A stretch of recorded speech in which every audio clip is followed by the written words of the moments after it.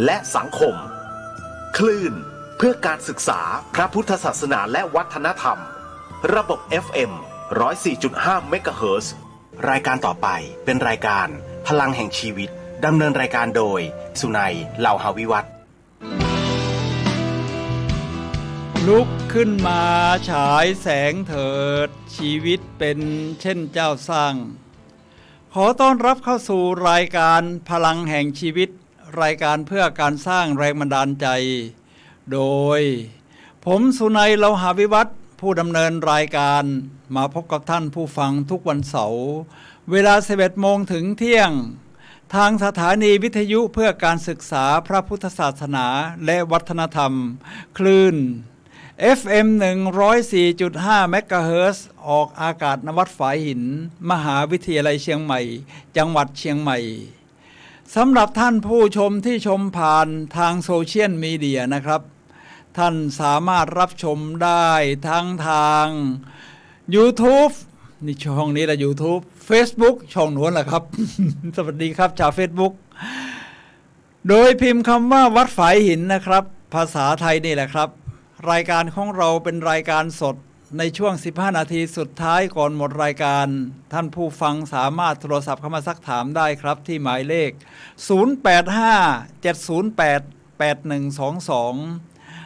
0857088122สำหรับวันนี้รายการพลังแห่งชีวิต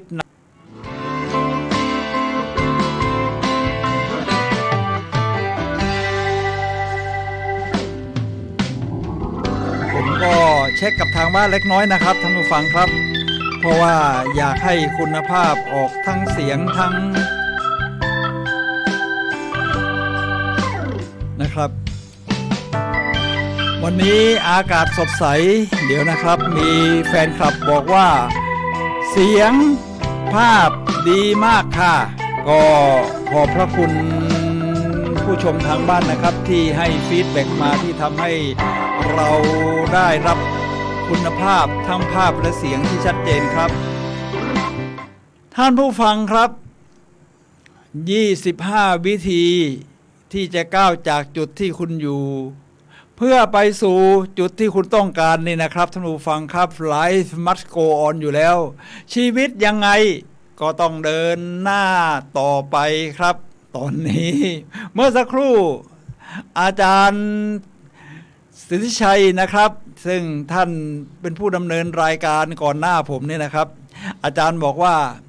อาจารย์สุรชัยนะครับท่านบอกว่ากฎหมายเลิกบังคับการใส่แมสแล้วตั้งแต่เมื่อวานแต่ว่าใครจะใส่ก็เป็นออปชั่นทางเลือกนะครับก็เราก็ระมัดระวังตัวเองเอาไว้ก็เป็นเรื่องที่ดีนะครับท่านผู้ฟังครับเอาละครับ25วิธีที่จะก้าวจากจุดที่คุณอยู่เพื่อไปสู่จุดที่คุณต้องการนี่ชีวิตก็ต้องเดินหน้าอย่างที่ว่านี่นะครับตรงนี้เราจุดที่เราอยู่นะครับเรารู้อยู่แล้วว่าเป็นยังไงตอนนี้ต้องเข้ามาสำรวจตัวเองนะครับแล้วเมื่อเราจะก้าวไปสู่จุดที่เราต้องการเราจะใช้วิธีการอย่างไรที่จะคุยกันในวันนี้เป็น25วิธีการนะครับที่นำมาจากหนังสือของแจ็คแคนฟีนครับซึ่งมีแปลเป็นไทยด้วยนี่นะครับปกแดงๆเนี่ยนะครับก้าวจากจุดที่คุณอยู่ไปสู่จุดที่คุณต้องการนี่เราก็ต้องมีเป้าหมายนะครับถึงจะไปรู้ว่าเราต้องการอะไรทีนี้รู้จักแจ็คแคนฟิลด์กันหน่อยหลายท่านอาจจะเคยได้ยินแล้วละคนนี้ในหนังเรื่อง The Secret ของรอนน่าเบิร์นหลายท่านบอกว่าไม่คุ้นก็แนะนำหน่อยครับท่านโด่งดังในหนังสือชุด Second Soup for the Soul นี่คือหน้าตาของหนังสือ Second Soup for the Soul นะครับซึ่งหนังสือชุดนี้ออกมาหลายสิบเล่มแต่ละเล่มรวบรวมเรื่องราวต่างๆจากที่ผู้คนเขาส่งมาแบ่งปันกันแต่ละเรื่องนี่ให้แรงบันดาลใจอย่างยอดเยี่ยมครับเอาละครับทีนี้ใน25วิธีที่ว่านี้นี่แต่ละวิธีที่ผมศึกษามาแล้วเอามาลองปฏิบัติดูนะครับมันได้แรงบันดาลใจมันกินใจเราจะเข้าสู่กฎข้อที่1กันเลยครับท่านผู้ฟังครับกฎข้อที่1ก็คือฟังดูเข้มข้นเอาจริงรับผิดชอบต่อชีวิตของคุณ 100% ท่านผู้ฟังครับ ชีวิตเรานี่เราต้องรับผิดชอบ100%เต็มๆนะครับจะไปโยนให้คนโน้นคนนี้นี่บอกว่าคนนั้นกำหนดชีวิตฉันคนนี้กำหนดชีวิตฉันนี่ไม่ได้นะครับท่านผู้ฟังครับถ้าอย่างนั้นนี่ชีวิตเราก็จะไปไม่ถึงไหนแล้วชีวิตเราก็จะอยู่ในกำมือของคนอื่นเดี๋ยวผมก็ขอเช็คอีกรอบหนึ่งเพื่อดูภาพให้ชัดเจนเป็นการถ่ายทอดสดโอ้กำลังดีนะครับกำลังดีนะครับคนนั้นกำหนดชีวิตฉันคนนี้กำหนดชีวิตฉันนี่เสียงสะท้อนเยี่ยมครับรับผิดชอบต่อชีวิตคุณเอง 100% ท่านผู้ฟังครับชีวิตของเรานี่อย่างไรก็ตามต้องให้อยู่ในกำมือของเราและเมื่อเรารับผิดชอบต่อชีวิตตนเองเนี่ยนะครับเราก็รู้สึกว่าเราอยากจะทำอะไรอยากจะเป็นอย่างไรนี่เราเป็นคนกำหนดทีนี้ถ้ามันเกิดข้อผิดพลาดล่ะอ๋อแน่นอนอยู่แล้วว่าเราก็ต้องเรียนรู้นะครับฉะนั้นวิธีการที่จะรับผิดชอบต่อชีวิตของเราเองนี่นะครับเอาง่ายๆเลยตื่นเช้าขึ้นมาผ้าห่ม หมอนมุ้งเก็บให้ดีอันนี้ถือว่าเป็นการรับผิดชอบใช่ไหมครับเพราะที่เรานอนเราก็ค่อยๆฝึกอย่างนี้เนี่ยรับผิดชอบต่อชีวิตตัวเองทีนี้เมื่อเราเดินบนเส้นทางเวลามันเกิดความผิดพลาดขึ้นมาแล้วเราจะหาโทษใครดีล่ะถ้าเรามัวโทษโน่นโทษนี่อย่างที่ว่านี่นะครับท่านผู้ฟังครับเราก็ไม่พร้อมที่จะพัฒนาตัวเองเมื่อเราเตรียมพร้อมที่จะพัฒนาตัวเองแบบนี้ไปเรื่อยๆโดยการรับผิดชอบต่อชีวิตของเราเนี่ยนะครับว่าอยู่ในกำมือของเราอย่างเต็มที่แล้วเราก็จะเขียนเส้นทางชีวิตโดยให้ปากกาที่จะเขียนเส้นทางชีวิตของเรานี่นะครับท่านผู้ฟังครับอยู่ในมือของเราโดยไปแบบนี้นะครับถ้าปากกาอยู่ในมือของเราเท่ากับว่าเรารับผิดชอบต่อชีวิตของเราเองถ้าจะเอาตัวอย่างให้เข้าใจกันเลยนะครับว่าเราจะเข้ารับผิดชอบต่อชีวิตตัวเองอย่างไรครับแน่นอนครับเรายืนยันว่าฉันรับผิดชอบต่อชีวิตของฉันเองโอ้โหผมว่าแค่ท่องคาถาแบบนี้ในใจนี่นะครับเราก็รู้สึกว่าฉันรับผิดชอบต่อชีวิตของฉันเองฉันรับผิดชอบต่อชีวิตของฉันเองเมื่อตอนนั้นแหละครับคุณจะเริ่มรู้ว่าคุณจะต้องเรียนรู้อะไรบ้าง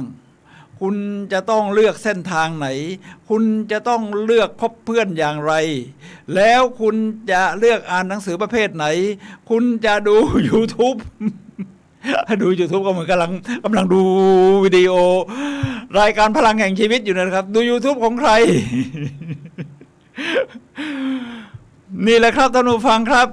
เมื่อเช้าผมก็ดูของดร.ชัดชาติ ท่านก็โหขยันจริงๆคติประจำใจอะไรนะทำงานเมื่อเช้าก็ไปเดินดูสำรวจสวนเบญจกิจโอ้โหเป็นสวนขนาดใหญ่นะแต่คนไปใช้บริการน้อยมากในวันเสาร์ขนาดเช้าวันเสาร์ให้ท่านก็ไปโปรโมทหน่อยเพราะมันเป็นสวนที่รัฐบาลลงทุนไปเยอะมากนะครับเอาละครับทีนี้ท่านรับผิดชอบต่อชีวิตของท่านเองนะครับทั้งออกกำลังกายวิ่งวันละ10 กิโลเมตรทีนี้กฎข้อที่2ล่ะครับกฎข้อที่2นี่ชัดเจนมากครับเดี๋ยวจะบอกว่าคืออะไรเมื่อเรารับผิดชอบต่อชีวิตเราเองได้แล้วเนี่ยนะครับท่านผู้ฟังครับเข้าใจให้ชัดเจนว่าทำไมคุณถึงมาอยู่ตรงจุดนี้นี่อาจารย์สุนัยมานั่งอยู่ตรงนี้นี่เป็นดีเจแล้วก็มีเรื่องราวที่จะเล่ากันทุกวันเสาร์เวลา 11 โมงถึงเที่ยงแล้วแต่ละท่านก็มาถึงจุดที่ท่านนั่งอยู่ยืนอยู่เดินอยู่วิ่งอยู่หรือทำอะไรอยู่ก็ตามแต่นะท่านก้าวมาถึงจุดนี้ได้อย่างไรครับตรงนี้เรามองย้อนหลังไปนิดหนึ่งเมื่อเราเข้าใจประวัติศาสตร์ของเราเองเนี่ยนะครับเราจะรู้ว่าเส้นทางข้างหน้ามันจะเป็นอย่างไรถ้าเราไม่ศึกษาเส้นทางชีวิตของเราในระหว่างที่เดินมาจนถึงจุดนี้นะครับโอกาสที่บทความแห่งการเรียนรู้ที่เราจะเรียนรู้ว่ามันมีอะไรยอดเยี่ยมมันมีอะไรบกพร่องมันมีอะไรที่จะต้องปรับปรุงมันจะทำให้เราไม่พัฒนาตัวเองเพื่อที่จะเดินก้าวไปหาจุดที่เราต้องการฉะนั้นจึงเป็น สิ่งความรับผิดชอบในชีวิตของตัวเองคือในอดีตนี่เราก็ต้องรับผิดชอบกับชีวิตในอดีตของเราไม่ต้องโทษอะไรใครทั้งสิ้นผมยกตัวอย่างจากในหนังสือนี้แหละครับมาจากเด็กผู้หญิงคนหนึ่งนะครับที่ชื่อว่าเดี๋ยวนะครับเหตุผลที่เบื้องหลังจูลี่เลฟลี่นี่เป็นนักศึกษานะครับนักศึกษาสาวทีนี้ตอนนี้เธอเรียนอะไรนะครับตอนอยู่มัธยมปลายแล้วก็ทำให้เส้นทางการเข้ามหาวิทยาลัยของเธอไปเมื่อตอนเป็นนักศึกษาเนี่ยนะครับทำไมไปอยู่จุดนั้นได้เพราะอย่าลืมนะครับถึงเราจะรับผิดชอบต่อชีวิตตัวเองแต่ถ้าเราขาดข้ออื่นๆเช่นความเชื่อมั่นในตัวเองไม่รู้ว่าทิศทางแพชชั่นของตัวเองคืออะไรแน่เนี่ยนะครับเราจะถูกสิ่งแวดล้อมในกำหนดสิ่งแวดล้อมนี่มีทุกชนิดแหละครับทั้งสิ่งแวดล้อมที่เป็นวัตถุสิ่งของบรรยากาศทั้งคนรอบข้างครอบครัวของจูลี่รวมทั้งครูบาอาจารย์ญาติพี่น้องเพื่อนฝูงบอกว่าจูลี่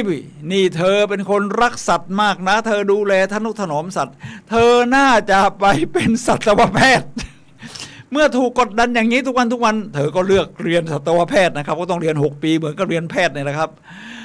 พอเรียนแล้วเธอก็รู้สึกว่าที่เรียนอยู่ที่มหาวิทยาลัยโอไฮโอสเตทสหรัฐอเมริกาตามเสียงเชียร์พอเรียนไปสักถึงปี2จูลี่เพรสลีย์บอกว่าทำไมเรามาอยู่จุดนี้ล่ะฉันไม่ได้ชอบในการที่จะเป็นสัตวแพทย์เลยถึงตอนนี้จูลี่ก็ต้องใช้กฎข้อที่2ว่าอะไรนำเรามาในจุดที่เราอยู่ ทีนี้เธอมีโอกาสรับทุนจากสโมสรโรตารี่ไปเรียนต่อที่ไปเหมือนดูงานนะครับที่เมืองแมนเชสเตอร์ประเทศอังกฤษพอไปถึงที่นั่นห่างไกลจากแรงกดดันของครอบครัวและเพื่อนฝูงญาติมิตรเธอก็ทบทวนตัวเองได้อย่างเต็มที่ฉันไม่ได้อยากเป็นสัตวแพทย์สักหน่อยฉันอยากเป็นมนุษย์สงเคราะห์เขาเรียกนักสังคมสงเคราะห์อะไรประมาณนั้นมีผู้นำเยาวชนพอกลับไปที่มหาวิทยาลัยโอไฮโอขอเปลี่ยนหลักสูตรเลยนะถึงทางเลขาคณะก็ยอมไม่ปรับหลักสูตรได้ก็เลยได้มีโอกาสเรียนภาวะผู้นำซึ่งเธอก็ได้เป็นผู้นำเยาวชนทีนี้ยกตัวอย่างผมเองบ้างตอนที่ผมเข้าเรียนที่มหาวิทยาลัยตอนนั้นเขาสอบแยกก็ติดคณะรัฐศาสตร์มหาวิทยาลัยธรรมศาสตร์ไปสัมภาษณ์แล้วล่ะผ่านแล้วแต่ว่าไม่เลือกเพราะว่าเราอยากได้ที่มันมีหอพักด้วยก็ต้องมหาวิทยาลัยเกษตรศาสตร์ติดคณะวรรณศาสตร์เขาเรียนเกี่ยวกับป่าไม้สมัยนั้นโบราณป่าไม้เป็นที่นิยมพอเข้าไปเรียนอยู่ปีครึ่งไม่ใช่อะไรทำให้เราเข้ามาอยู่ตรงที่เรียนวรรณศาสตร์อยู่ปีครึ่งเนี่ยไปเดินป่าได้อะไรมาเรียบร้อยแล้ว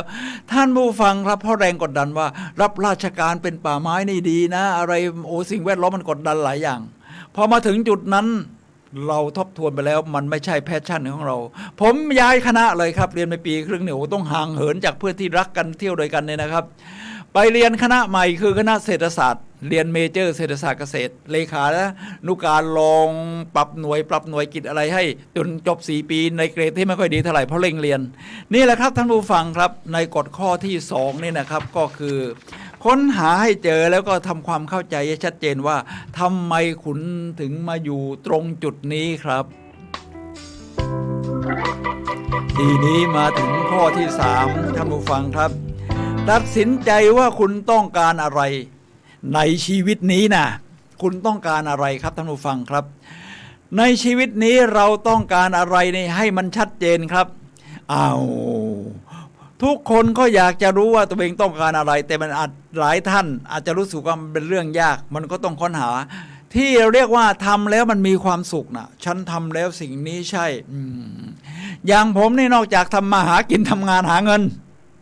สิ่งที่มันรู้สึกว่าผมต้องการมากที่สุดคือเดินทางรอบโลกมันเป็นแพชชั่นขนาดยักษ์ของผมครับผมก็เดินทางรอบโลกได้จริงๆเดินทางมาแล้ว67ประเทศไม่ใช่น้อยนะทั้งแคนาดาอเมริกายุโรปนิวซีแลนด์ออสเตรเลียไปกันหมดแล้วครับ ไม่ต้องนับจำนวนเงินเมื่อเราตัดสินใจว่าเราต้องการอะไรแล้วเนี่ยนะครับจะทำให้เรามุ่งไปยังทิศทางนั้นได้ชัดเจนขึ้นอาจจะไม่ใช่มีสิ่งเดียวที่เราต้องการนะครับท่านผู้ฟังครับอาจจะมีหลายอย่างเช่นฉันต้องการเป็นจิตรกรฉันต้องการเป็นนักวิ่ง ฉันต้องการที่จะมีสุขภาพร่างกายที่แข็งแรง ฉันอยากจะมีเพื่อนที่เรียกว่าคุยกันเข้าใจและสร้างสรรค์กันเราอาจจะมีจิปาถะนะครับบางคนอาจจะอยากเป็นนักบินบางคนอาจจะแม้กระทั่งอยากขึ้นกระสวยอวกาศของอีลอน มัสก์ไปโคจร ที่รอบโลกเป็นการเที่ยวอีกแบบหนึ่งนะครับของมหาเศรษฐีที่มีใจรักแบบนี้เป็นความต้องการของเขาอยากจะกินข้าวอาหารเย็นในทำเนียบขาวอะไรทำนองนี้มันมีคนที่มีความต้องการแบบนี้นี่มีเยอะนะครับเขาก็หาเป้าหมายพอมีเป้าหมายแบบนี้ว่าเราต้องการอะไรนี่เราก็อยากจะตื่นเช้าขึ้นมาโอ้โหอยากจะทำสิ่งนั้นสิ่งนี้ทำสิ่งนั้นสิ่งนี้บางคนมีอย่างแจ็คแคนฟินเองเขามีความต้องการอยู่นี่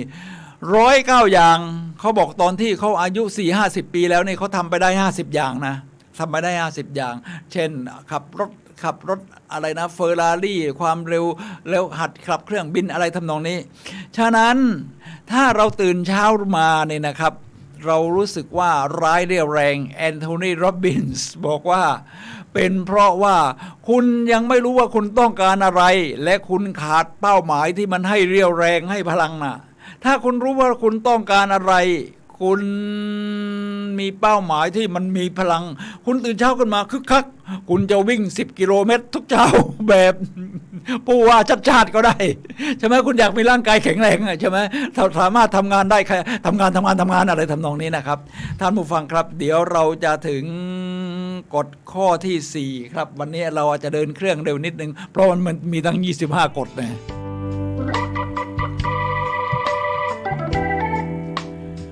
เมื่อเรารู้ว่าตัดสินใจได้ว่าเราต้องการอะไรแล้วนี่นะครับต่อไปสิ่งที่เราต้องการเนี่ยนะครับที่เราตัดสินใจเลือกมาแล้วเนี่ยมันจะประสบความสำเร็จได้มันต้องมีกฎข้อที่4คือเชื่อว่าเป็นไปได้ถ้าเราเชื่อว่าเป็นไปไม่ได้มันก็เป็นไปไม่ได้และถ้าเราเชื่อว่ามันเป็นไปได้มันก็เป็นไปได้อย่างคิดว่าถ้าเอาโลหะกับผ้าใบมาประกอบกันแล้วให้มันใส่เครื่องยนต์เข้าไปให้มันบินได้ถ้าเชื่อว่ามันบินไม่ได้มันก็จะบินไม่ได้ แต่ถ้าเราเชื่อว่ามันบินได้พี่น้องตระกูลไร้ก็เลยทำให้สิ่งที่ประกอบกันอย่างที่ว่ามันบินได้ไงแล้วมันก็กลายเป็นเครื่องบินถ้าเชื่อว่ามันเป็นไปได้ก็เป็นไปได้เหมือนที่ตำนานเล่ากันเป็นตำนานเลยเรื่องของเฮนรี่ฟอร์ดผู้ให้กำเนิดบริษัทรถยนต์ฟอร์ดนี่นะครับท่านผู้ฟังครับเฮนรี่ฟอร์ดก็อยากได้จะรถยนต์ที่มันมีเขาเรียก V12 อ่ะแล้วก็ผลิตบนสายพานประกอบแบบนี้วิศวกรก็บอกไม่ได้หรอกไอออกแบบนี้ไม่มีใครเขาทำกันโอ้มันทำไม่ได้แน่เลยเฮนรี่ฟอร์ดบอกว่าถ้าคุณคิดว่ามันได้มันก็จะได้ถ้าคุณคิดว่ามันไม่ได้มันก็ไม่ได้ คุณถูกทั้งคู่เฮนรี่ฟอร์ดก็ไม่ลดความอดทนก็ถามวิศวกรทุกวันว่า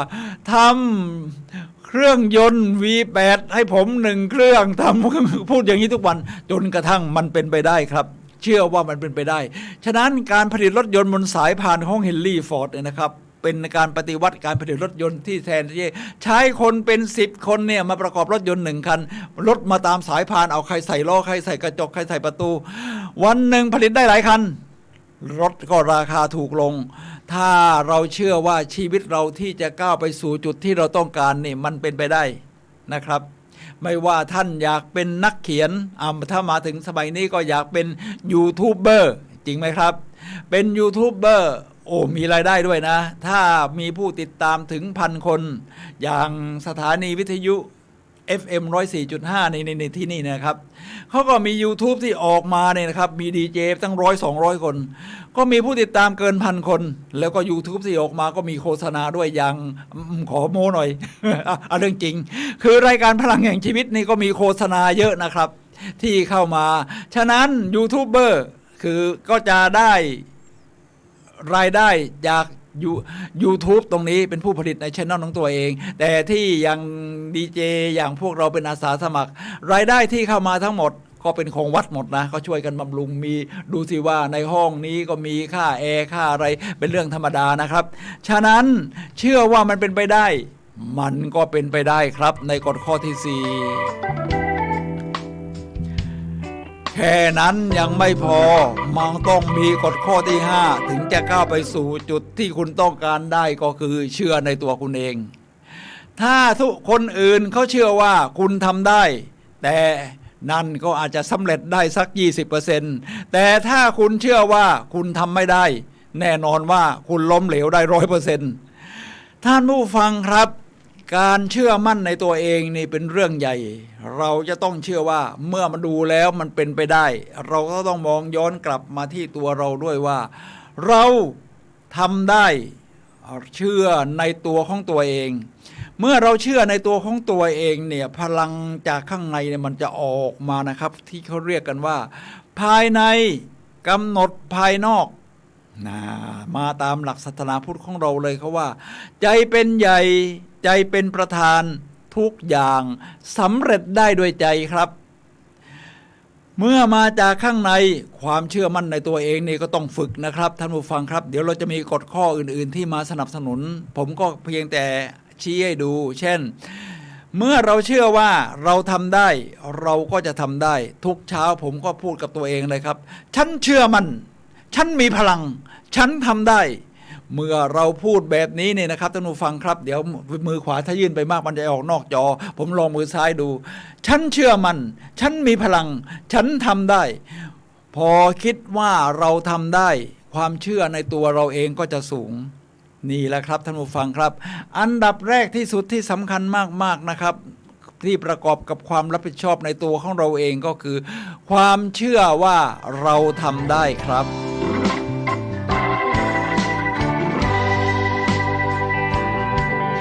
มาถึงกฎข้อที่ 6จงหวาดระแวงในทางบวกมนุษย์นี่นะครับมีความหวาดระแวงอยู่อย่างสูงอยู่แล้วเพราะอะไรมันมาจากบรรพบุรุษของเราโน่นเลยตั้งแต่เราอยู่ในยุคถ้ำเราก็อาศัยอยู่ในถ้ำอาหารการกินก็มาจากเมล็ดผลไม้อะไรที่เราเก็บจากชายป่าหรือการล่าสัตว์แต่ว่าไม่ใช่ล่าอย่างเดียวมนุษย์ก็ถูกล่าในยุคนั้นเพราะเรามีแต่หอกอะไรเนี่ยมีหอกไม่ได้มีปืนเมื่อถูกล่ามนุษย์ก็ต้องมีความหวาดระแวงสูงครับไม่งั้นคุณเจอเสือเขี้ยวงงเชืออะไรไม่รู้มันดุร้ายทั้งนั้นนะครับคุณอาจจะถูกกินง่ายๆท่านผู้ฟังครับมนุษย์เราก็มีความหวาดระแวงสะสมมา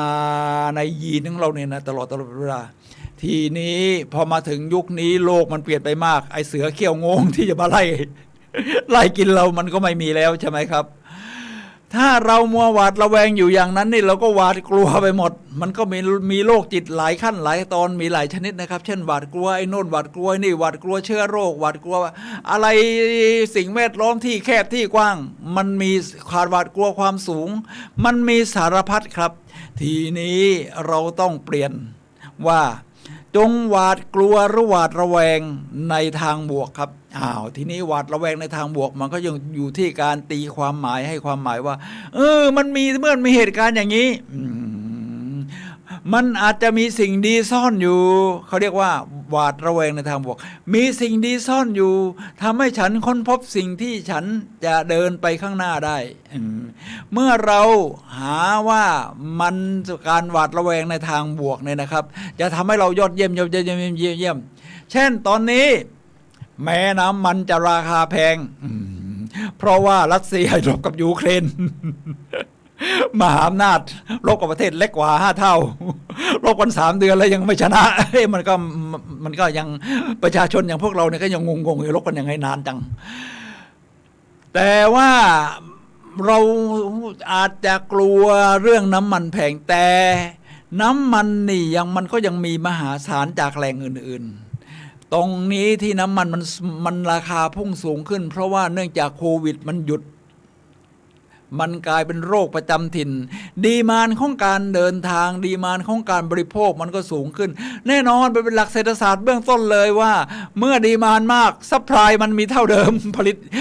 เร่งเพิ่มกำลังการผลิตไม่ทันราคามันก็สูงเราก็หวาดระแวงในทางบวกว่าผ่านไปสัก3 เดือน6 เดือนราคา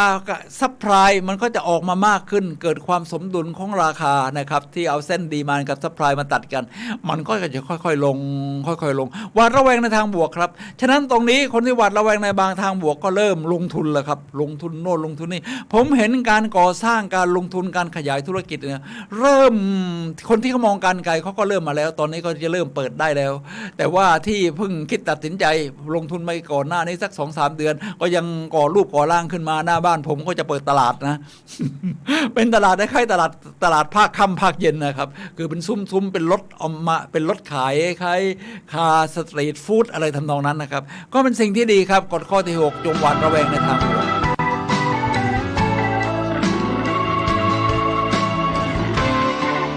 กฎข้อที่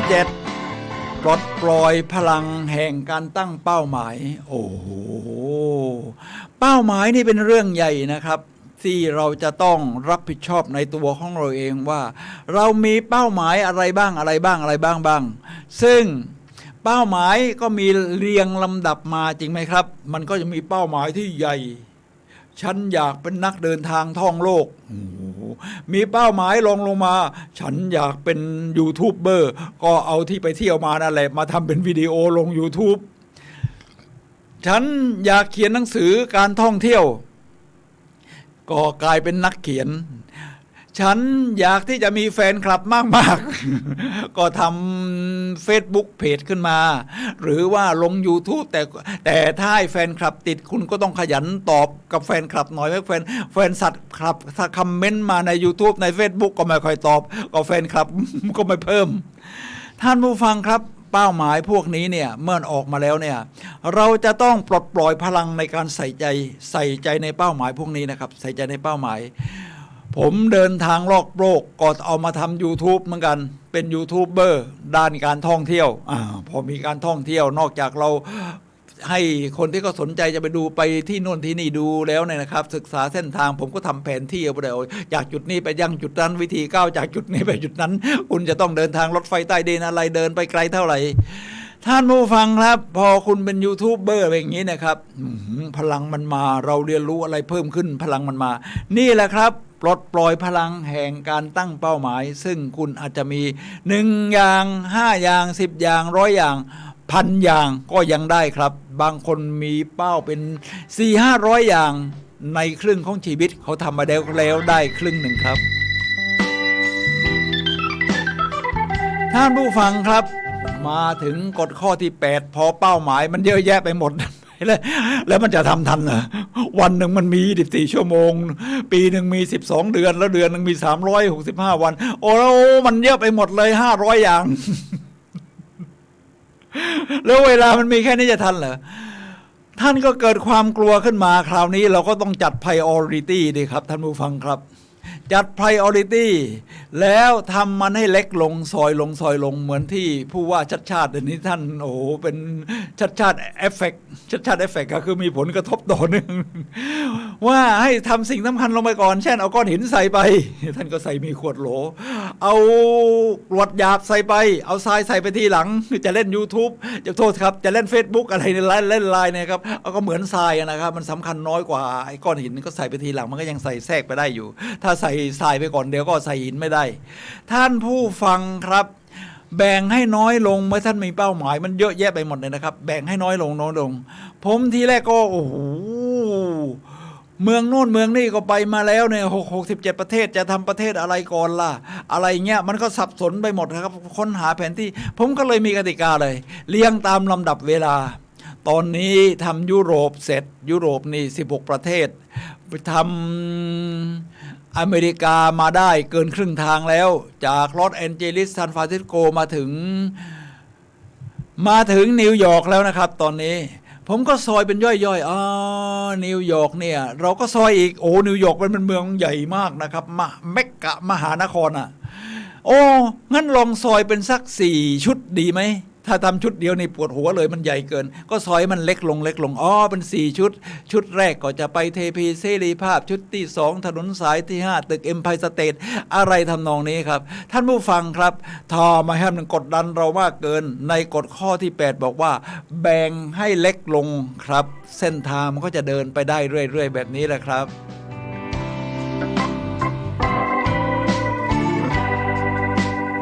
ข้อที่9ความสำเร็จยอมทิ้งร่องรอยไว้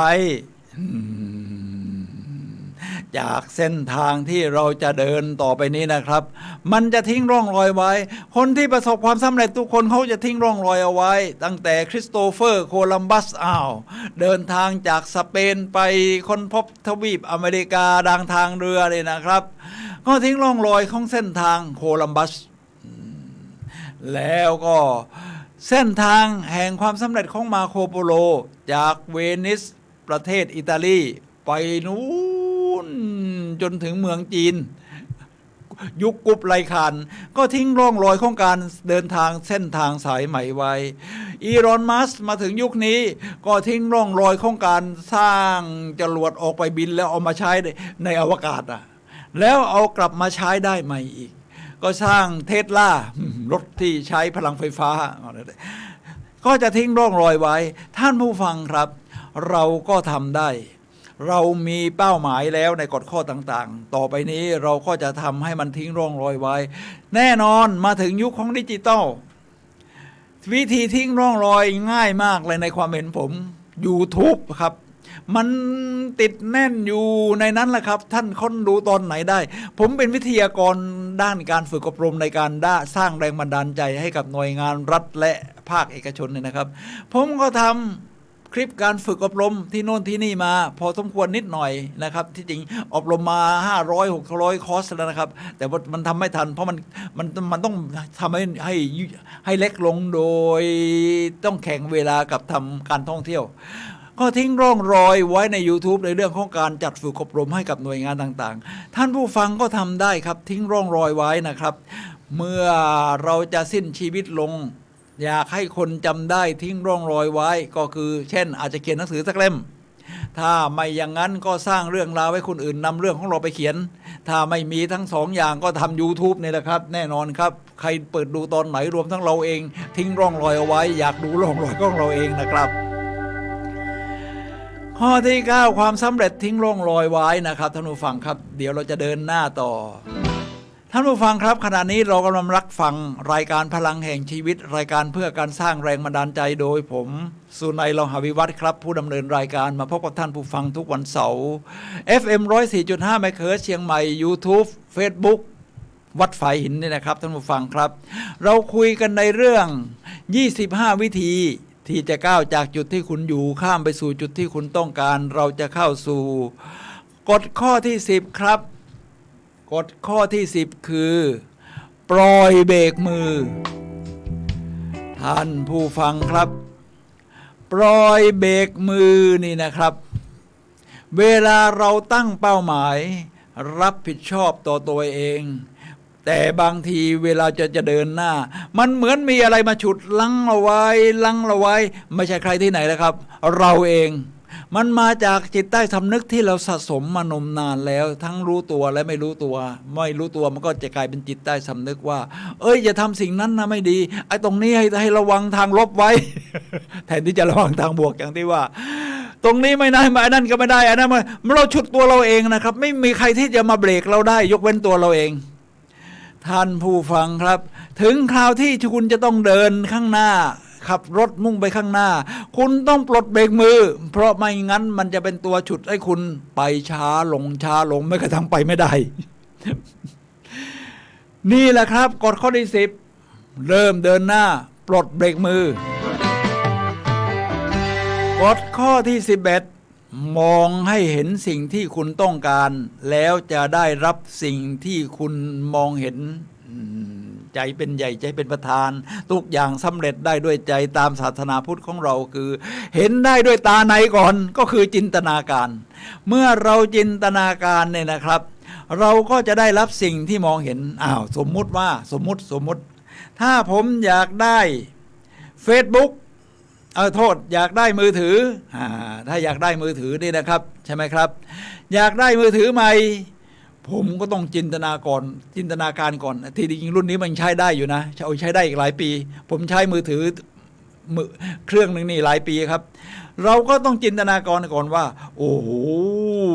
ต่อไป iPhone มันจะต้องเป็นรุ่นที่เท่าไหร่ก็ไม่รู้มันจะต้องยอดเยี่ยมอะไรอย่างทำนองนั้นเราก็จินตนาการว่าจะได้มันเราก็จะได้สิ่งนั้นผมเป็นนักเดินทางยกตัวอย่างตัวเองครับท่านผู้ฟังครับนักเดินทางอย่างผมก็ไม่ได้ว่าเกิดมาคาบช้อนเงินช้อนทองนะครับทุกอย่างต้องรับผิดชอบตัวเองสะสมด้วยตัวเองทั้งหมดนะครับรวมทั้งเงินทองที่จะไปเที่ยวนะโอ้โหคิดจะไปปารีสนี่นะครับมันดูทรัพยากรการเงินแล้วโอ้โหมันยากแต่ว่าผมจินตนาการในใจเมื่อเราเปลี่ยนสิ่งแวดล้อมข้างนอกไม่ได้เราก็ต้องเปลี่ยนตัวเราเองจากข้างในผมก็จินตนาการว่าโอ้หอไอเฟลมันเป็นอย่างนี้นะที่กรุงปารีสนะโอ้โหนอตเทอร์ดามโบสถ์ที่มันยิ่งใหญ่แม่น้ำเซนอะไรทำนองนี้นะครับท่านผู้ฟังครับเราก็จินตนาการถนนชองเอลิเช่จินตนาการยังไม่พอให้มันสมจินตนาการหน่อยก็ไปหารูปโปสเตอร์จากหนังสือพิมพ์หรืออะไรก็ตามแต่มาแปะรูปหอไอเฟลพอเรามองเห็นสิ่งนั้นในใจเห็นภาพทุกวันนะมันเป็นไม่ได้ผมก็ได้ไปปารีสจริงๆครับไปปารีสจริงๆมันเกิดแรงจูงใจจากข้างในท่านผู้ฟังก็ทำได้แบบเดียวกับผมว่ามองให้เห็นสิ่งที่คุณต้องการแล้วจะได้รับสิ่งที่คุณมองเห็นครับกฎข้อที่12ปฏิบัติราวกับว่ามันมีหลักการเลยนะครับที่เป็นหลักการที่สำคัญมากผมถือว่าเป็นหัวใจในการที่คุณจะทำอะไรก้าวไปสู่จุดที่คุณต้องการได้อย่างไรคุณต้องทำราวกับว่าคุณเป็นคนที่อยู่ปลายทางแล้วนะคุณต้องทำเหมือนกับว่าคุณอยู่ปลายทางแล้วถ้าคุณอยากเป็นวิทยากรด้านการสร้างแรงบันดาลใจคุณก็ทำเหมือนว่าคุณเป็นนักพูดที่ยิ่งใหญ่ข้างในตัวคุณเองมันมีพลังแรงบันดาลใจอย่างมหาศาลที่พร้อมจะแบ่งพลังนี้ให้กับเราผู้ฟังพอท่านทำแบบนั้นนะครับท่านก็เดินด้วยความมั่นมั่นคึกคักนี่เขาเรียกว่ามีถ้าเป็นสุภาษิตเก่าเขาบอกว่าต้องมีก่อนแล้วก็ค่อยเป็นมีทำเป็นสมัยนี้ไม่ใช่ครับต้องเป็นคุณยังไม่ได้เป็นจริงๆแต่คุณทำเหมือนกับเป็นคุณเป็นนักพูดแล้วโอ้ยิ่งใหญ่มากคุณก็จะหาความรู้อะไรมาเองคุณก็จะสร้างแรงบันดาลใจเดินตัวตรงนั่งกล้าทบตาผู้คนใช่ไหมครับเป็นก่อนแล้วก็คุณก็ลงมือทำแล้วก็จะค่อยไปหาหนังสือมาอ่านทีหลังมันต้องมาปฏิบัติราวกับว่าถ้าเราจะเดินมาถึงจุดนั้นกฎข้อที่2ผมไม่เปลี่ยนครับดัดแปลง modify เป็นว่าเป็นก่อนครับแล้วก็ทำแล้วก็ค่อยมีข้อที่13ลงมือทำ just do it แบบ Nike แค่ลงมือทำทั้งหมดที่เตรียมการมาถ้าไม่มีกฎข้อที่13ลงมือทำก็ไม่มีอะไรเกิดขึ้น อยากเป็นยูทูบเบอร์คุณไม่เรียนวิชาที่ว่าจะตัดต่อวิดีโออย่างไรใส่เสียงเข้าไปอย่างไรใส่เอฟเฟกต์ของเสียงของภาพได้อย่างไรคุณก็มาได้ลงมือทำคุณก็ไปหาหนังสือที่กับมาอ่านถ้าไม่ต้องการซื้อหนังสือเสียเงินใน YouTube นี่มีเยอะแยะเลยครับมีคนมาให้ความรู้เรื่องการตัดต่อวิดีโอทั้งพรีเมียร์โปรทั้งโปรแกรมอื่นๆคุณศึกษาไปทดลองทำลงมือทำทีแรกอาจจะไม่สมบูรณ์แบบไม่ด้อยคุณภาพก็ไม่เป็นไรครับมันจะพัฒนาขึ้นไปเรื่อยๆไม่มีอะไรเกิดขึ้นจนกว่าจะลงมือทำทีนี้มาถึงกฎข้อที่14ครับท่านผู้ฟังครับสัมผัสถึงความกลัวแล้วลงมือทำโอ้โหมันเป็นสิ่งฉุดรั้งเราอยู่นะครับมนุษย์นี่ไม่ใช่ว่าไม่กลัวนะถามว่าคนที่กล้าในคนที่กล้าหาญเนี่ยนะครับกลัวไหมครับกลัวครับแต่คนพวกนี้จะเดินไปข้างหน้าทั้งที่กลัวเอายกตัวอย่างอีกครั้งหนึ่งเรื่องการเดินลุยไฟที่ผมไปอบรมมาเดินลุยไฟ5 เมตร ใช้จำนวน9ก็69แต่ฐานมันร้อนคุนี่นะครับตอนที่เดินนี่นะครับปลุกพลังมาอย่างเต็มที่แล้ว go yes คูณมอสเนี่ยนะครับแล้วยังกลัวไหมมันก็มีสิ่งฉุดลังอยู่เฮ้ยเดี๋ยวเท้าพองนะโอ้โหเหยียบเข้าไปฐานมันแดงขนาดนี้มันกลัวอยู่แต่เราก็เดินโดยนึกถึงความกลัวคือดูเหมือนว่ากล้าหาญแต่ผู้กล้าหาญแบบที่ว่ารวมทั้งผมด้วยคือเราเดินไปทั้งข้างหน้าทั้งที่มีความกลัวอยู่นะครับฉะนั้นสัมผัสถึงความกลัวแล้วลงมือทำครับกฎข้อที่15ขอทีนี้ขอเนี่ยนะครับขอก็คือการถามเนี่ยนะครับเช่นข้าน้อยขอบ้านสักหลังกำหนดได้ชัดที่100 ตารางวาคุณก็ขอไปอย่างนี้เรื่อยๆจิตใต้สำนึกถูกฝังไปไว้ในจิตใต้สำนึกคุณก็จะหาวิธีนะครับวิธีสะสมเงินเดือนนี้นี่ถ้าเดือนละ1,000ไม่พอก็เดือนละ 5,000 เดือนละ 5,000 ไม่พอเงินเดือน 20,000 ก็เก็บไว้สัก 8,000 อะไรทำนองนี้มันก็จะหาวิธีนะครับขอก็คือถามหาคนโน้นถามหาคนนี้คนเหมือนกับสุภาษิตจีนที่บอกว่า3 คนเดินมาคนหนึ่งเป็นครูของเราได้เราก็ขอเลยครับโอ้ถ้าจะหาวิธีที่จะแก้ไขนี้เป็นอย่างไรครับผมก็จะได้สิ่งที่นี้ผมฝึกเป็นนักวิ่งที่อายุมากแล้วตอนอายุมากแล้วมันเจ็บตะโพกผมก็ไปถามนักวิ่งที่เขาวิ่งเก่งๆอายุไล่ๆกับผมแต่ว่าน้อยกว่านิดหน่อยอะไรเงี้ยแต่ว่าเขาวิ่งได้อย่างเยี่ยมมากเลยแล้วเคยเจ็บตะโพกไหมเจ็บครับแล้วรักษายังไงเขาก็ใช้วิธีบอกวิธีว่าจะต้องรักษายังไงบริหารกล้ามเนื้อตับสะโพกได้อย่างไรนี่แหละครับกฎข้อที่15ขอกฎข้อที่16อย่ายอมแพ้ต่อการถูกปฏิเสธเมื่อคุณเดินหน้าไม่ทำอะไรก็ตามแต่แน่นอนการถูกปฏิเสธเป็นเรื่องที่จะต้องเกิดขึ้นอยู่แล้วฉะนั้นเมื่อซิลเวสเตอร์สตอลโลนอยากเป็นนักแสดงแล้วก็เขียนบทภาพยนตร์ขึ้นมาก็ไปสมัครที่ไหนรับให้เป็นพระเอกที่เขาก็ปฏิเสธหมดแต่ว่าวินเซสเตอร์สตอลโลนไม่ท้อครับเขาก็เขียนบทภาพยนตร์เรื่องล็อกกี้ช็อกออกมาแล้วก็บอกว่าผมขอเป็นพระเอกในเรื่องที่ผมเขียนด้วยขอเมื่อถูกปฏิเสธก็ไม่ยอมแพ้ก็ย้ายไปสำนักโน้นสำนักนี้จนได้แสดงเป็นพระเอกล็อกกี้ครับกฎข้อที่17ใช้ข้อมูลป้อนกลับให้เป็นประโยชน์แน่นอนมันก็จะมีฟีดแบ็กไม่มีความล้มเหลวยกเว้นผลตอบรับข้อมูลฟีดแบ็กนี่นะครับมันก็มีอยู่หลายประเภทที่เราต้องการคือ1ผู้ที่ประสบความสำเร็จในเส้นทางที่เราต้องการแบบนั้นแล้วแต่เขาเป็นตัวอย่างเป็นโมเดลลิ่งให้เราได้เราก็ไปถามเขาเพื่อให้ฟีดแบ็กคนแบบนี้เขาจะใช้ประสบการณ์ที่เราอยากเดินในเส้นทางแบบเขาเนี่ยนะครับอธิบายเราได้อย่างชัดเจนรวมทั้งถ้าเขามีทัศนคติคือต้องมีทัศนคติที่ดีอยู่แล้วเขาถึงจะเดินบนเส้นทางที่ยอดเยี่ยมแบบนั้นได้แต่บางกลุ่มไม่ใช่ครับฟีดแบ็กด้วยเหตุผลหลายอย่างเช่นไม่ชอบขี้หน้าไอคนนี้นี่คนที่เราฟีดแบ็กนะไม่ชอบขี้หน้ามันอิจฉาโอ้โหนี่เป็นเรื่องใหญ่นะเป็นธรรมชาติที่เราไม่อยากพูดถึงนะแต่มันเป็นเรื่องใหญ่ของธรรมชาติมนุษย์เลยว่าอิจฉาพออิจฉาแล้วก็ฟีดแบ็กแบบทางลบ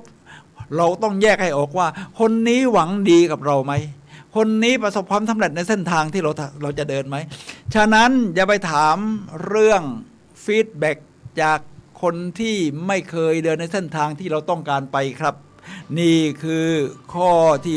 17ใช้ข้อมูลป้อนกลับให้เป็นประโยชน์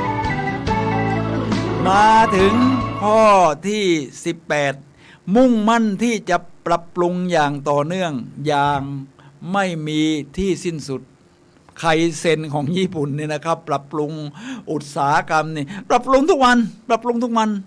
เหมือนที่เคยเล่านะครับปาโบคาซานอายุ95ปีสีเซลโลก็เข้าซ้อมปรับปรุงทุกวันขนาดอายุเยอะแล้ว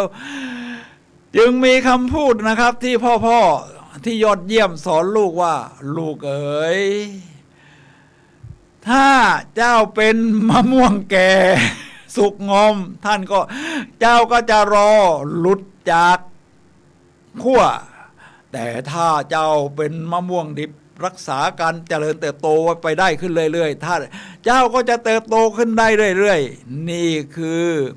มุ่งมั่นที่จะประสบความสำเร็จอย่างต่อเนื่องวันละนิดปรับปรุงวันละนิดวันนิดสุภาษิตเก่าเลยใช้ได้อยู่ทำวันนี้ให้ดีกว่าเมื่อวานทำพรุ่งนี้ให้ดีกว่าวันนี้ตามหลักไคเซนปรับปรุงทีละนิดทีละนิดครับสิ่งที่ผมทำอยู่นอกจากเป็นดีเจก็ต้องปรับปรุงก็ต้องเปิดทวนเสียงของตัวเองนะครับว่าเป็นอย่างไรการใช้เอฟเฟกต์การใช้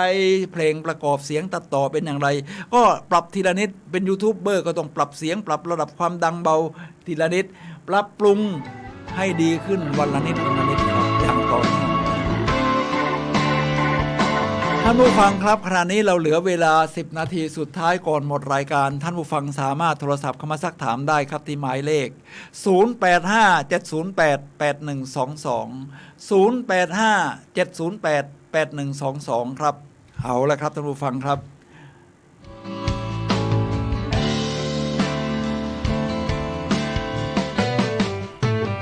ในช่วงนี้ผมก็เดินหน้าต่อเพราะมีตั้ง25ข้อกฎข้อที่19ฝึกความอดทนคนที่จะเดินหน้าได้เนี่ยมันต้องยอมเจออุปสรรคขวากน้ำสิ่งแวดล้อมทั้งกำลังใจตัวเองเนี่ยนะครับสิ่งที่เขาเดินหน้าได้คือฝึกความอดทนกับความมุ่งมั่นเอาไว้ผมอ่านเจอนักอะไรนะเดินทางข้ามขั้วโลกขั้วโลกที่ขั้วโลกเหนือแล้วแกก็ลากเป้ลากอะไรของแกเดินทางกันเป็นหลายร้อยกิโลเมตรอะไรอย่างเงี้ยนะครับเดินทางไปคนเดียวผมว่าการใช้ความอดทนเป็นยังไงครับมันต้องสูงมากครับคนประเภทนี้ต้องมีความอดทนสูงฉะนั้นคนที่ประสบความสำเร็จเมื่อเราจะเดินในเส้นทางของเราก็ต้องเจอสิ่งกดดันรอบข้างในภาวะต่างๆที่ทำให้เรารู้สึกอึดอัดคับข้องใจเราจึงจะต้องอดทนต่อความรู้สึกอึดอัดคับข้องใจได้ครับมันไม่มีอะไรที่คุณจะโล่งไปหมดตลอดเวลามันมีช่วงขณะที่ทำให้เรารู้สึกว่าถูกกดดันมีภาวะของความยากลำบากมีความภาวะของความเจ็บปวดอยู่เราต้องฝึกในเรื่องของความอดทนคนที่ประสบความสำเร็จล้วนอดทนได้ทั้งนั้นครับยกตัวอย่างอีกเรื่องโทมัสเอวาเอดิสัน ที่ยกบ่อยก็ต้องอดทนนะครับทำหลอดไฟฟ้าเราได้ใช้เริ่มต้นนี่นะครับก็ทำ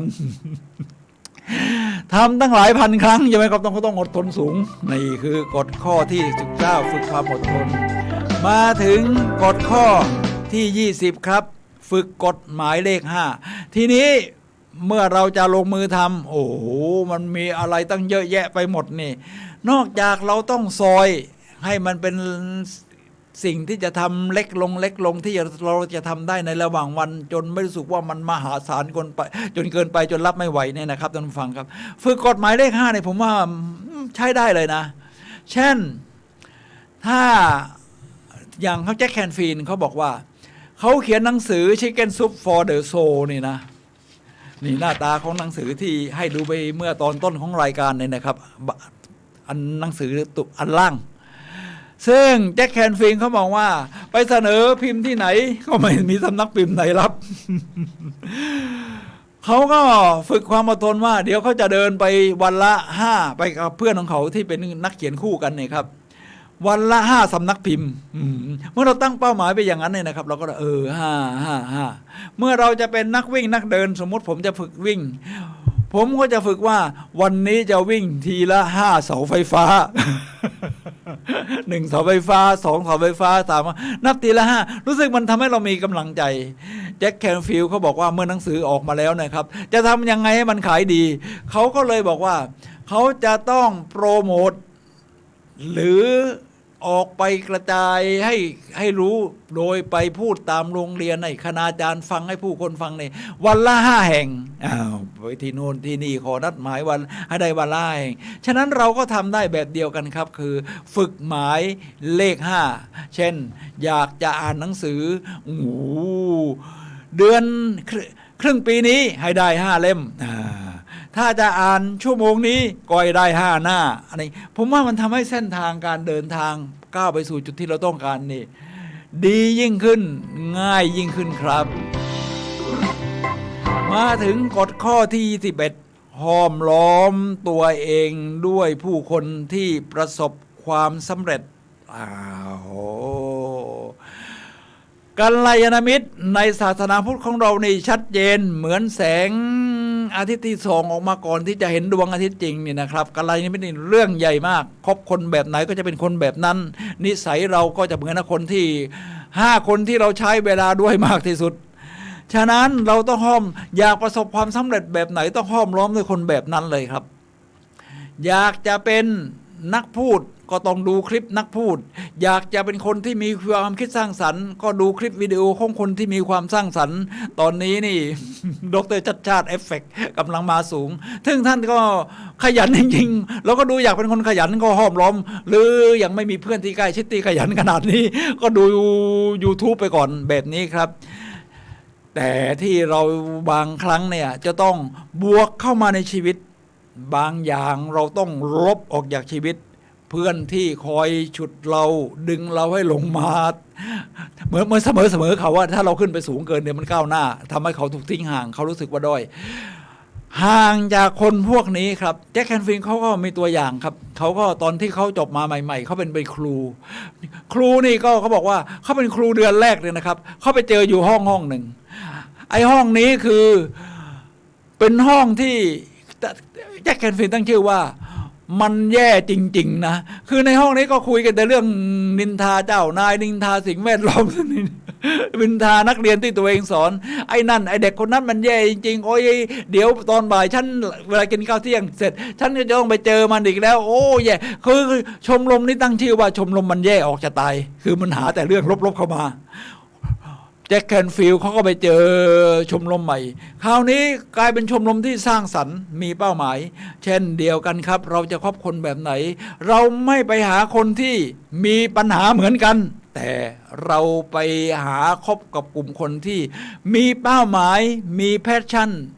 มีวัตถุประสงค์เหมือนกับเราครับนี่คือข้อที่21ห้อมล้อมตัวเองด้วยผู้คนที่ประสบความสำเร็จ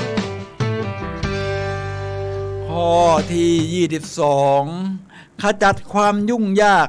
และความไม่เสร็จสมบูรณ์ของคุณผมเรียกว่ามีวิญญาณแห่งความสำเร็จมีวิญญาณแห่งความสำเร็จครับฉะนั้นเวลาเราเจอพักพวกเพื่อนฝูงเราดูถ้าเราฝึกตรงนี้มาจนถึงจุดหนึ่งเนี่ยครับเราจะรู้เลยว่าคนนี้มีวิญญาณแห่งความสำเร็จคนนี้มีปานกลางคนนี้ไม่มีวิญญาณแห่งความสำเร็จอ่ะคืออะไรก็มันก็ไม่สำเร็จสักอย่างฉะนั้นทำสิ่งสำเร็จนี่สร้างจากสิ่งเล็กๆก่อนก็ได้ครับเหมือนที่แม่ชีเทเรซาว่าถ้าไม่มีสิ่งยิ่งใหญ่ที่จะทำจงทำสิ่งเล็กๆด้วยหัวใจที่ยิ่งใหญ่นะลูกเอ๋ยเราทำสมมุติว่าจะทำ YouTube 5 เรื่องใส่ไปทีละเรื่องมันก็ไม่สำเร็จสักเรื่องมันก็ไม่มีอะไรที่จะโชว์ไม่มีอะไรที่เอาไว้ดูเองก็ทำสักเรื่องหนึ่งก่อนสั้นๆให้มันมีวิญญาณแห่งความสำเร็จติดตัวเขาเราขึ้นมาเราจะเป็นนักวิ่งไม่เคยวิ่งมาเลยวันนี้เดินสัก1 เสาไฟฟ้าก่อนแค่ใส่รองเท้าวิ่งไปนี่ก็ถือว่าประสบความสำเร็จแล้ว ไม่ต้องรอให้มันสมบูรณ์แบบว่าจะต้องวิ่งเพจ6 แบบผู้ว่ากทมเพจ6หมายความว่ากิโล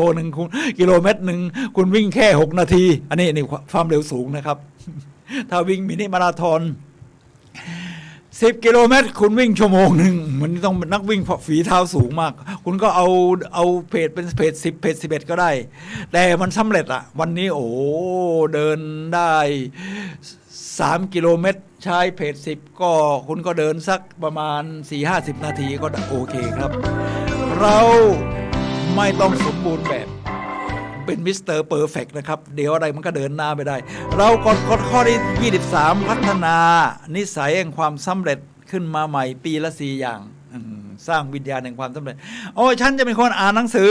ให้ได้ปีละ10 เล่ม นี่กฎข้อที่หนึ่งฉันจะฝึกวิ่งเพื่อแข่งฟันรันให้ได้คือวิ่ง5 กิโลเมตรภายนี่2 อย่างฉันจะทำ YouTube ปีนี้ให้ได้30 เรื่องคุณเราก็ตั้งขึ้นมานิสัยของความสำเร็จมันก็จะตามมานะครับในข้อที่23เรามาถึงกฎข้อที่24พุ่งเป้าไปที่พรสวรรค์ของตัวเองโอ้เราต้องหาแพชชั่นของเราหาจุดแข็งของเราด้วยนะครับเพราะแต่ละคนก็จะมีพรสวรรค์ของตัวเองหรือความถนัดในเรื่องนั้นเนี่ยต่างกันเราดูว่าเราทำอะไรแล้วมันทำได้ดีแล้วมันเป็นจุดแข็งของเราผมเป็นนักพูดที่คิดว่านะพูดได้ดีมีศิลปะในการพูดมีเทคนิคมีความรู้มีข้อมูลผมก็จะฝึกสิ่งนี้ให้แข็งแกร่งว่ามันเป็นพรสวรรค์ของผมมีจินตนาการความคิดสร้างสรรค์ดีผมก็จะจินตนาการสร้างสรรค์เขียนเรื่องราวของ YouTube ในการเป็นยูทูบเบอร์นี่ผมสร้างสตอรี่ได้อย่างดีนี่แหละครับท่านผู้ฟังครับเมื่อเรามุ่งมั่นจะพัฒนาการแก้ไขจุดอ่อนเนี่ยไอ้ชั้นอ่อนตรงนั้นชั้นอ่อนตรงนี้มันจะเดินหน้าได้ยากมากๆครับแต่ถ้าเราพัฒนาจุดแข็งขึ้นเรื่อยๆมันจะค่อยกลบเกลื่อนที่เป็นจุดอ่อนของเราคราวนี้มาถึงกฎข้อที่26ลงมือทำเริ่มตั้งแต่เดี๋ยวนี้เลยง่ายๆ นี่คือกฎหรือกฎ25 ข้อหรือวิธีที่จะก้าวจากจุดที่คุณอยู่ข้ามไปสู่จุดที่คุณต้องการครับพบกันใหม่วันเสาร์หน้านะครับโดยผมสุนัย เลาหาวิวัฒน์และผู้ดำเนินและรายการพลังแห่งชีวิตขอลาท่านผู้ฟังไปก่อน 11 โมงถึงเที่ยงทุกวันเสาร์ครับ